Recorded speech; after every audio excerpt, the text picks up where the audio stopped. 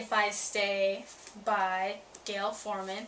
I met her at Book of Wonders as well at a different setting. She put April and Pike, and a few other writers. I got her autograph, but I didn't get her autograph in the book. I have a different book I got it for. So I met her before I actually read this book, and her reading from the second book in this series made me want to read this one. And a lot of my friends on Goodreads really like this book, and you know, I'm not really good at slice of life novels. You know, I really didn't have the kind of TV childhood or teenage life growing up. Like, I didn't go to co-ed high school. I didn't really have relationships and stuff. So like, my background of like what life's supposed to be like in high school and blah blah is very like stinted.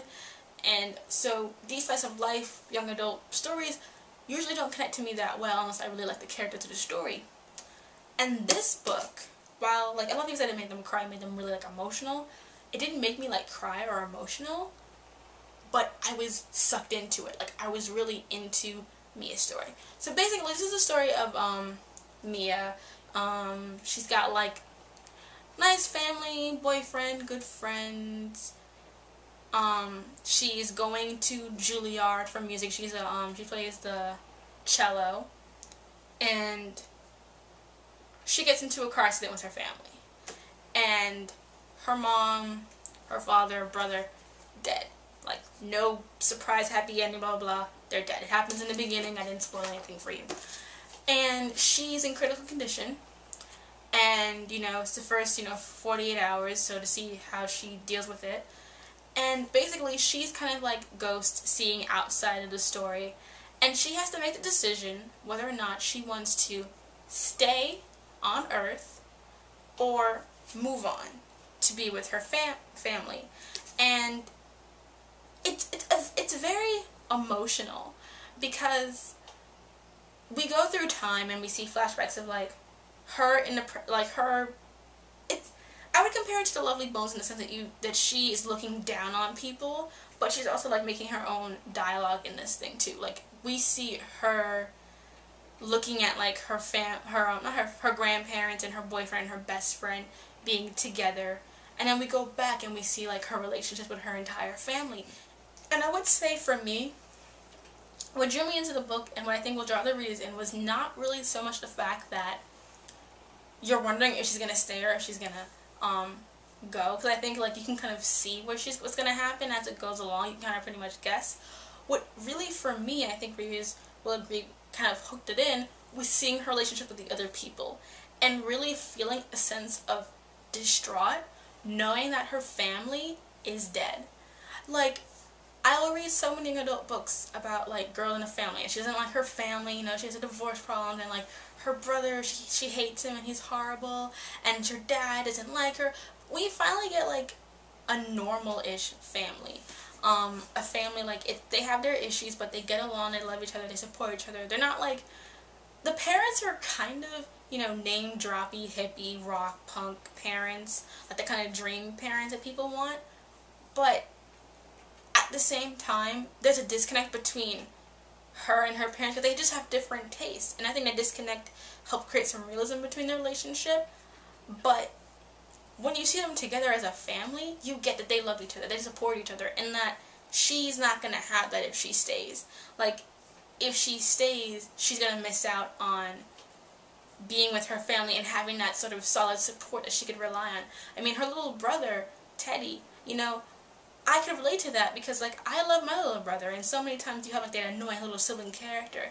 In this, it was like, no, she helped raise him, they're close, they're friendly, and there's a scene where she talks about how, like, she'll never get to see her brother have children. And, that kind of stuff really stood out for me. And that made me really, like, want to know, alright, what's going to happen to her? Like, how is she going to deal with this? I'm hoping that this has a sequel, because I really want to see what happens in the sequel to this.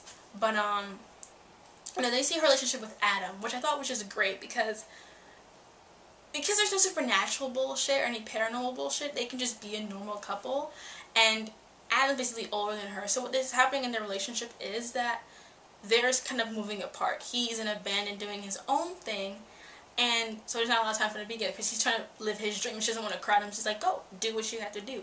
And she wants to go to Juilliard and live her dream. and he's supporting her, but there's also this disconnect because they want to be together but they can't because their lives are just going in two different directions, and even though they love each other, they also have to give each other enough space to do what they have to do. So there's a whole conflict of, you know, we love each other, we want to be together, but our priorities are in two different places. And, you know, also seeing her, like, looking around at him saying, you know, I want to be with you, but also if she stays, does that mean that he's gonna be there? Because he's one of the reasons she wants to stay. But is he the best reason to stay? And then you get Kim, who's Mia's best friend, and I love the history of their friendship. It's very cute how like it kind of just got put together, and how it started off kind of antagonistic, but then it became strong, and how I absolutely love the fact that Mia is in a position where her boyfriend and her best friend didn't get along, but they don't make her choose. Like, she gets mad at Adam for not being friendly with her best friend, and Kim tells her, you know, that's your boyfriend, I don't have to be best friends with him. And I love that, but what I loved most about it was because I could tell, just by like it was told, that if she had to choose between the two, she was going to choose her best friend. And I was like so happy and gave her so much major props for that. And I feel like this story is just like, it's a great slice of life story. It's very sweet, it's a quick read, it's like 250 something pages, and it's just completely sweet. I mean, totally. It's really heartfelt. Like, I can see this as a Lifetime movie, which is kind of like, not an insult, but that's kind of how I see it as. It's kind of like a very soft Lifetime movie, but in a good way. Like those good ones that you kind of talk about, like, she's too young. Like, you know it's weird, but everyone talks about it because it's like, it's hilarious and awesome at the same time. That being said, the issue with this book, which is why I'm giving it 4 out of 5 stars, is that nothing really happens. It's really just going back and forth in memory, and kind of like the Bitch Posse, it depends on you being drawn into the story. And there is like soft parts and metaphors, and it's written very well, but it's not like anything that you really couldn't get somewhere else, in a sense. Like The Lovely Bones, I personally love The Lovely Bones, so I think it's like if that would be like kind of more to it. And also there's a lot of name dropping, which is kind of like my major pet peeve with books, but it happened with the parents mostly, so I don't really bother with that. But I feel like if you aren't attached to Mia and her family early on, the rest of the book would not be enjoyable to you, because it depends on you connecting with these people.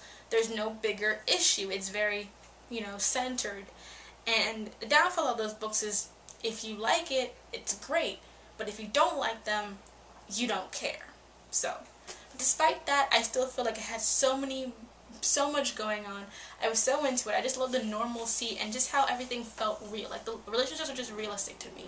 And even the glorified, corny parts were awesome. And I love this book, and I can't wait to read the second one. So this gets a definite 4 out of 5 stars.